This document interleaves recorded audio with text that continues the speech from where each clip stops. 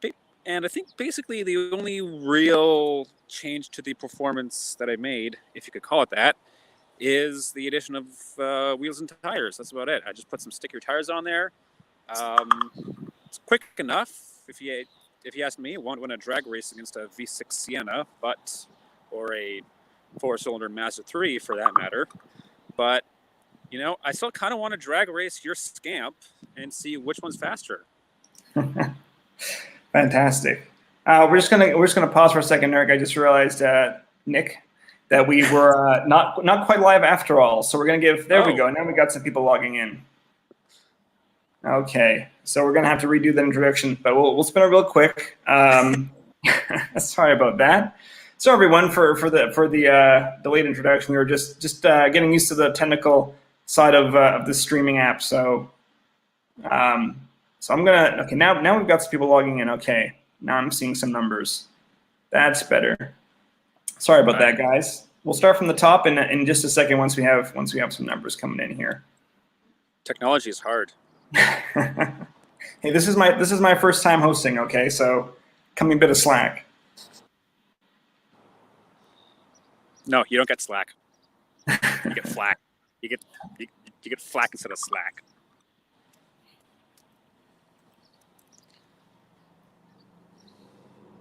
Okay, so now we're getting some numbers. Okay, all right. Because I've already wasted 5 minutes here, I won't take too long. I'm going to start from the top and just reintroduce everyone. So this is Driving.ca, and this is Car Tours. I'm your host today, Nicholas Marinese. I'm the news and features editor here at Driving. Today we're interviewing Nick Tragianis, our online editor, who will be showing us his 1990 Mazda Miata. So I know you just gave it to us, Nick, just a second ago, but could you just once again give us some basic specs about your car, just to start us off in the chat and just to get us going? Will do. Just give me a second to turn you guys back around, like so. Ooh, magic. So this is my 1990 Mazda Miata. As you can see, it is very red. Probably the color you see on most, if not every single Miata out there. It's got a 1.6 liter, normally aspirated four-cylinder engine under the hood. It's good for about 116 horsepower and 110 pound-feet of torque.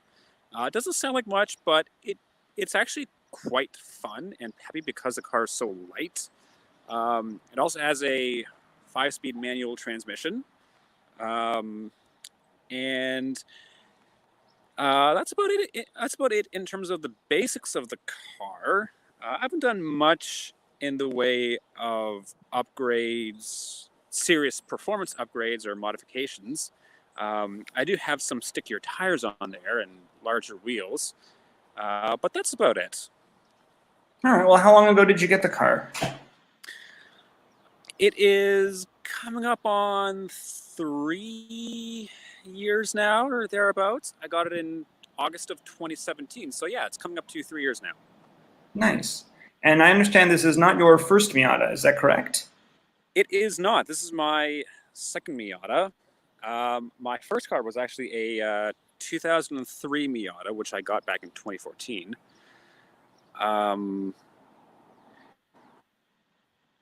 So I had that for about 2 years until I felt the need to acquire something with more power. I was wrong. So I bought an Infiniti G35 coupe, and that was nice. It had it's six-speed manual as well, rear-wheel drive, about 300 horsepower, and that was good, but it was a different kind of fun. Wow. And about a year, well, not even a year, about half a year into owning the G35, I was like, I miss Miatas. So I ended up buying this thing and ended up selling the G35 a few months later, and now, well, the rest is history. Well, there we are. Now, I do have a central kind of question for today's episode. People can see it, I think, showing at the bottom there about whether or not the Miata is always the answer. But before we get into that, because we're already talking about Miata Generations, I'm just gonna flip to some of our user questions viewer questions that we already have coming in, because we have quite a few. One of them is about Mazda Generations and comparing them. Jonathan actually asks, if money were no object, would you trade your current Miata for a brand new one? And how do you find that your car compares to the latest current generation Miata? Well, the latest generations, so basically Miata Generations are formatted like it basically follows the alphabet. So it started with the NA. This is an NA Miata. And the current generation is the ND. The ND is pretty much a return to form of sorts. Because Mazda kind of lost the plot with the previous gen NC. It's a bit more powerful, but it was also the heaviest Miata of the bunch, so it gets a bit of an unfair reputation for being the fat Elvis of the group. The ND is fantastic, especially the refreshed 2019 models. Would I trade my NA for one? No. But that's actually a good question. Sounds like you're tempted. I am tempted because the refreshed ND Miata it's pretty much the most powerful Miata generation to date. It's also the second lightest. So from a driving dynamics and a performance standpoint, it's great. But it doesn't really have the charm that earlier Miatas do. Like yours. Yes. All because right. the headlights do not go up and down. Well, speaking of, I was going to ask you to show us some of the features on your car. Before we do that, though, let's just flip to one more question we have from another viewer here. Stanislav asks, do you drive your Miata like you stole it, or do you baby it at every light?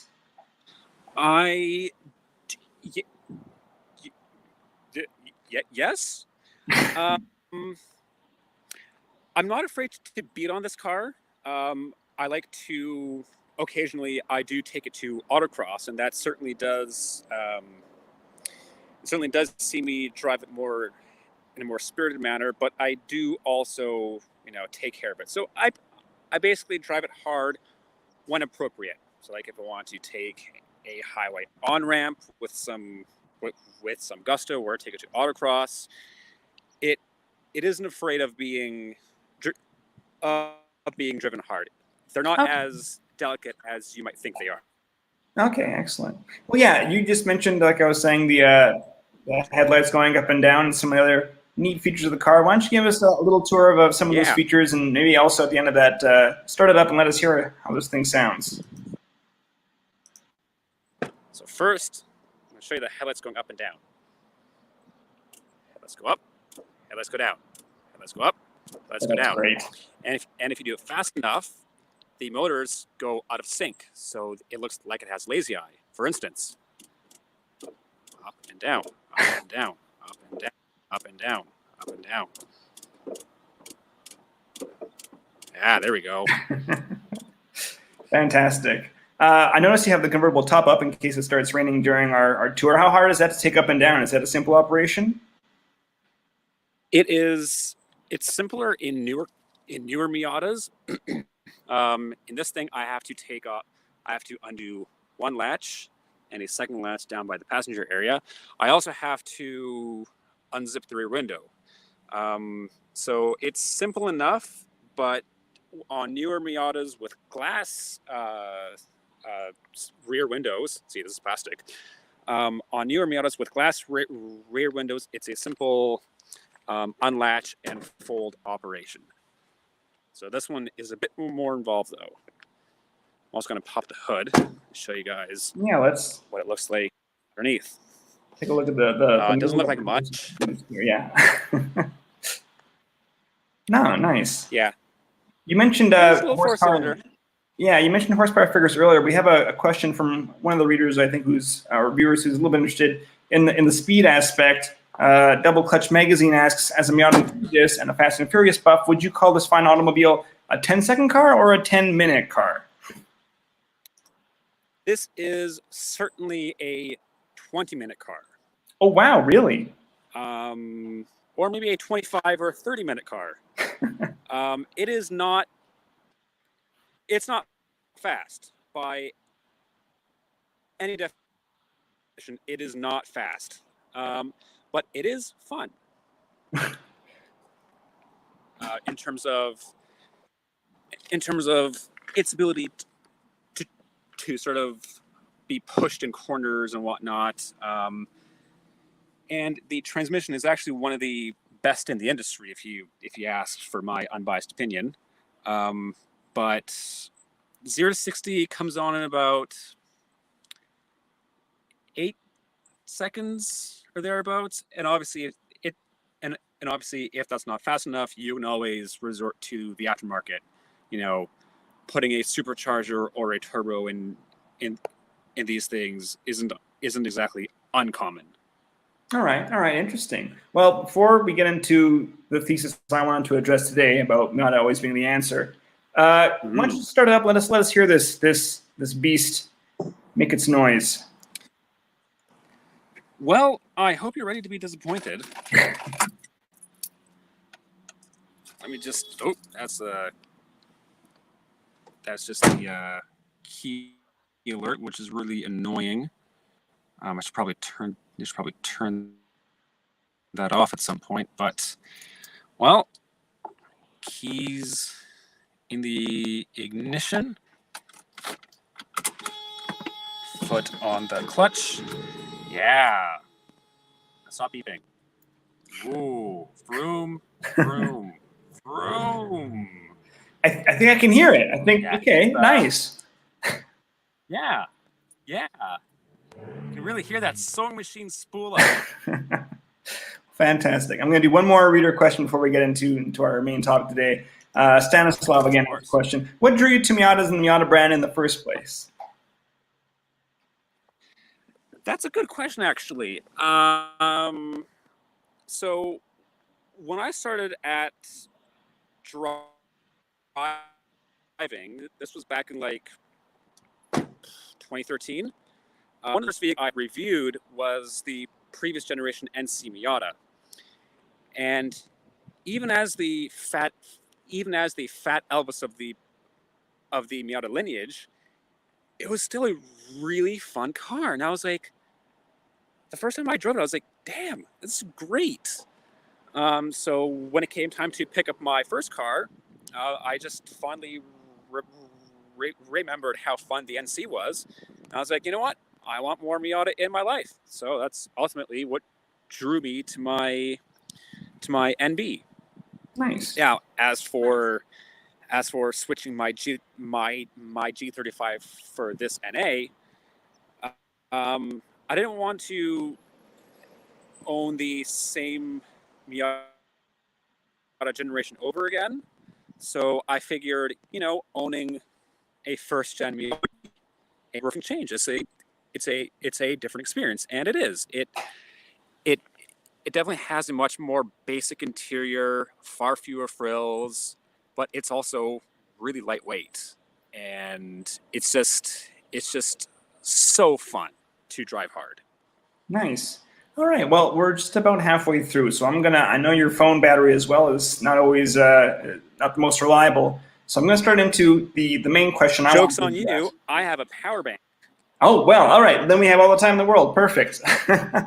I want to talk about today a question I guess that's based on an inside joke in the community. From what I understand, there's an inside joke amongst Mazda enthusiasts that Miata is always the answer. They say that that's what Miata stands for. M-I-A-T-A. Miata is always the answer. Yes.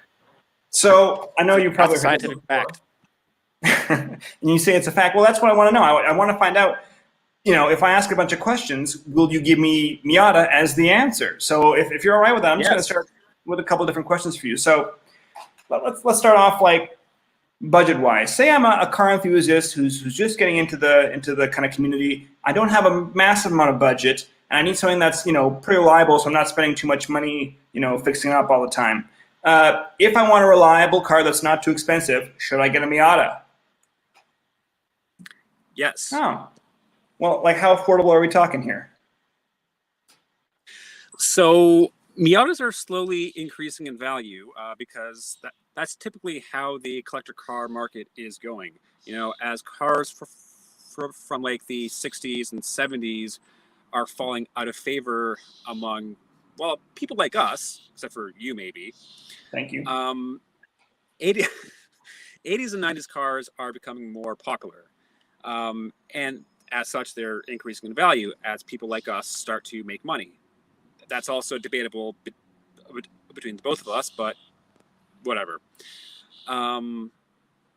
That's why you'll see prices like for cars like the Acura NSX, the Toyota Supra, even Honda Civic Type R's.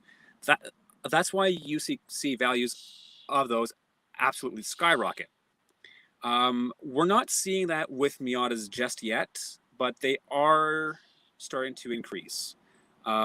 You can still you can pick up on a clean NA Miata for about $8,000 to $10,000, which is about what I paid for mine. Um, but truly spotless ones are starting to creep up into the $12,000 to $14,000 range. Um, it's it's a similar case. It's a similar story with NBs, the generation made between 1999 and 2004. 2005. Um, those are increasing. They're still sort of staying in the same $6,000 to $8,000 range for clean ones. But if you're looking at like a a Mazda Speed Miata, which they only made between '04 and '05, those are about 14 to 15K. Wow. NCs, on the other hand, those are pretty much bottoming out. So you can pick them up around $8,000 to $10,000 for somewhat ratty ones, but cleaner ones will go for about 15-ish. Oh, nice. And And in and terms of reliability, is that something else the Miata excels at? Should I be looking at Miata if I want something that's reliable? yes, once again, Miata is the answer. For my car in particular, I haven't had to do anything beyond basic maintenance. Um, there, it is starting to show a tiny speck of rust, which I plan to address shortly. But as far as like major mechanical problems are concerned, Miatas are pretty bulletproof. Nice. All right. Well, then, second question. Let's stick with the hypothetical new enthusiast kind of scenario. What if I'm looking for a Mm-hmm. car that's easy to modify and repair? Is that something I should be looking at for a Miata? Does it have a good aftermarket kind of behind it? Miatas have a very strong following, and thus you have a lot of aftermarket options in terms of upgrades. So whether or not you want to modify your car with stickier tires, coilover suspension, or even supercharge or turbocharge it, such kits are a dime a dozen online, Wow. and you have a lot of options in the in the in the Miata realm in terms of ease, in terms of how easy are to in terms of how easy they are to maintain. They're typically one of the easier cars to work on, because I'm going to pop the hood again and show you just how accessible everything is. Let me turn you guys around first. Bear with me for a second. There we go. That should do the trick. So there's a lot of space under here, and like absolutely everything is readily accessible. So they're very easy to modify. They're very easy to maintain. Very easy to work on. It's a great beginner car for beginner enthusiasts. Nice. Speaking of upgrades, are there any upgrades you have planned for your car anytime soon?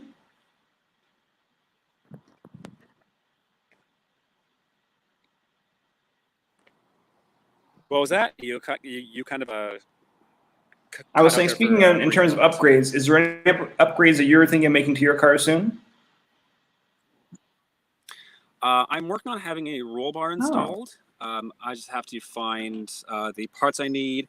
I want to track the car more a little bit this season. So I basically feel a bit more comfortable doing that with a roll bar. Um, that's pretty much the only big upgrade I have planned.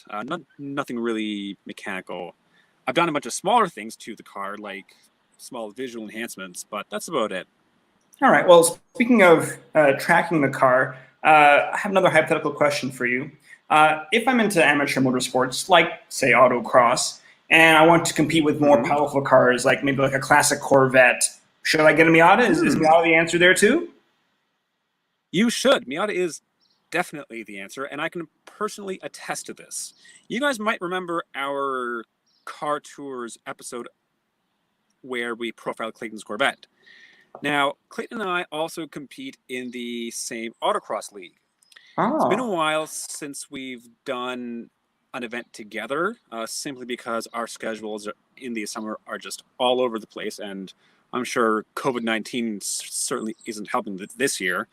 But the last autocross we did, even though Clayton's Corvette is a lot more powerful and he's in a completely different class than mine, our times were pretty much neck and neck. And wow. I believe the last event we did together, I was actually a few tenths of a second faster than him. So that's a nice little Nice. feather I have in my cap. Wow. Well, there's a good question for our readers then. I guess since they're pretty much on par, Miata versus Corvette, which would you guys prefer? Leave a comment. Let us know if you had to pick between the two. I didn't know it was even though it's a slow car, it's relatively quick if you have a couple corners involved. It is. Now, if we're looking at something, go ahead.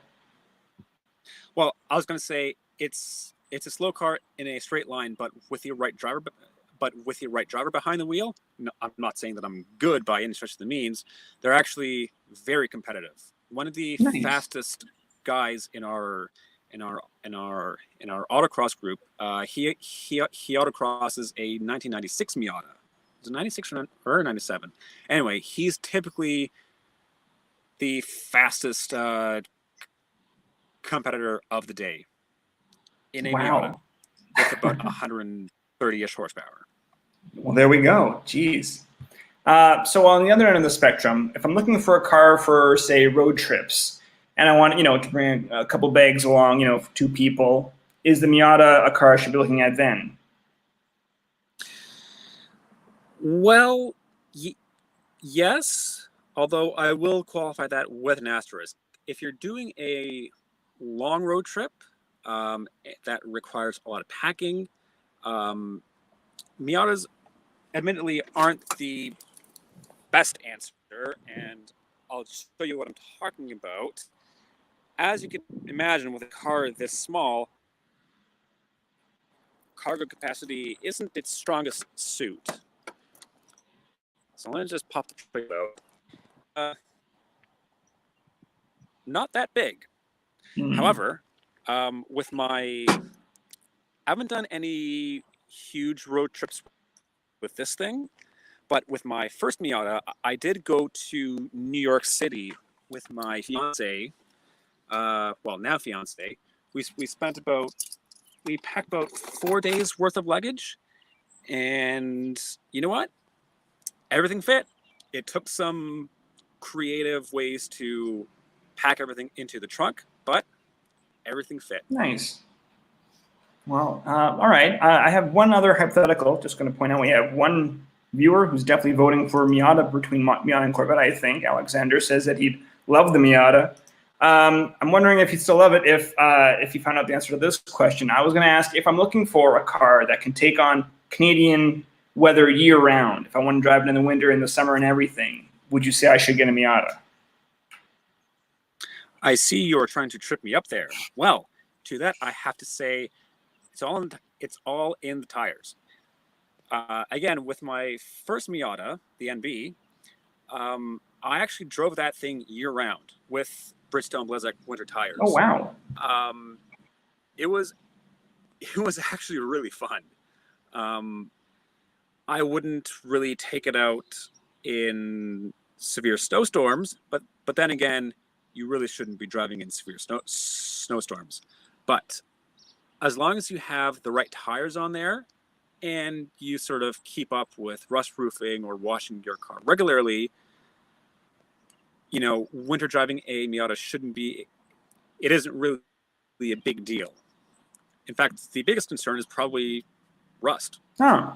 This being an old Mazda, it's sort of, Miatas Mazdas in general have a less than stellar reputation with regards to rust. So if you do plan on buying an older Miata and driving it year round, you should probably think about washing off all the salt at least once a week in the winter.